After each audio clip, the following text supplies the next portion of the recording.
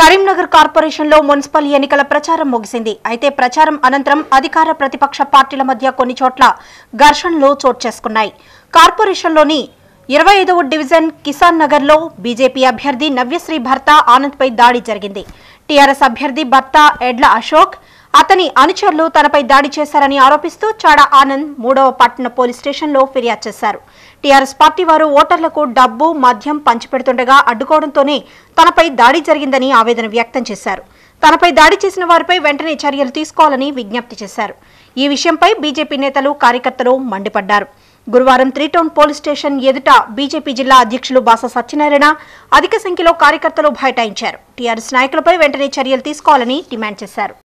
Corporation ఎన్నికలలో ప్రజాస్వామ్య పద్ధతిలో గెలవలేమని టీఆర్ఎస్ నాయకులు కార్యకర్తలందరూ కూడా భారతీయ జనతా పార్టీ అభ్యర్థుల ఇండ్లపై దాడి చేసి భౌతిక దాడులను చేసి వాళ్ళ మద్దతుదారులను బెదిరించి మద్యాన్ని డబ్బును ఆశ చూపి అధికార దుర్వినియోగం చేసి మరి రేపు ఇష్టం వచ్చిన రీతిలో వాళ్ళు ప్రవర్తించి వాళ్ళు గెలవాలనే అడ్డదారిలో గెలవాలనే ప్రయత్నం చేస్తున్నారు.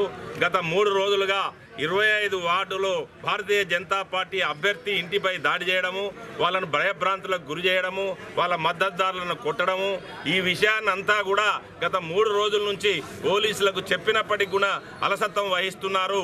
మరి దీనివల్ల మరి పోలీసు యంత్రాంగం అంతా కూడా భారతీయ జనతా పార్టీ కార్యకర్తలను కట్టడి చేసి టీఆర్ఎస్కు మద్దతు తెలుపుతున్నట్టుగా తెలుస్తున్నది.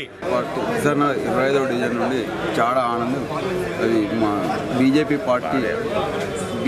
పార్టీ నుండి బరిలో ఉన్నాం. టీఆర్ఎస్ పార్టీ నుంచి ఎడ్ల అశోక్ అనే వ్యక్తి ఓటమికి దగ్గరగా ఉండి మద్యాన్ని డబ్బుని పంచంగా మేము అడ్డుకోవడంతో వారు మాపై అత్యాయంతం చేసి ఒక 6 వ్యక్తులు బీడి సీసాలతోని కట్టెలతోని మాపై దాడి చేసి వీరిపై చట్టరీత చర్య తీసుకొని మాకు న్యాయం జరిపించాలని వేడుకుంటున్నాను.